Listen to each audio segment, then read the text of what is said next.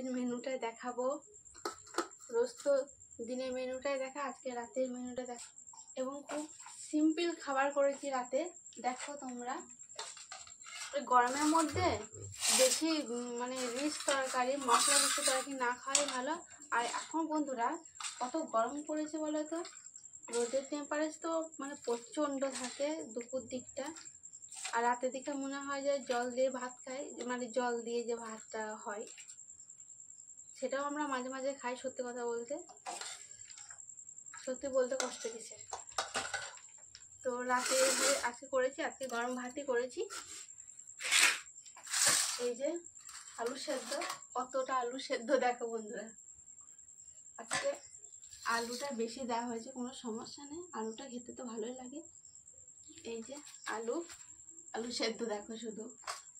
এটা আমার বরের জন্য, আর এটা হচ্ছে ডিমের অমলেট, দুজনেরই একসাথে নিয়ে নিয়েছি।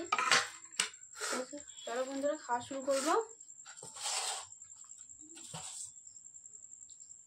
আমি এখানে নিয়ে নিয়েছি।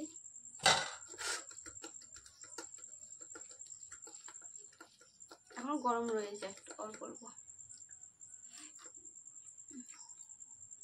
আর আমার হচ্ছে মসুর ডাল, তো মসুর ডালের সাথে আলুর সাথে তো আশা করি সবারই ভালো লাগে।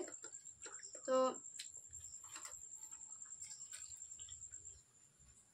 খাওয়া শুরু করলাম বন্ধুরা, সবাইকে শুভরাত্রি।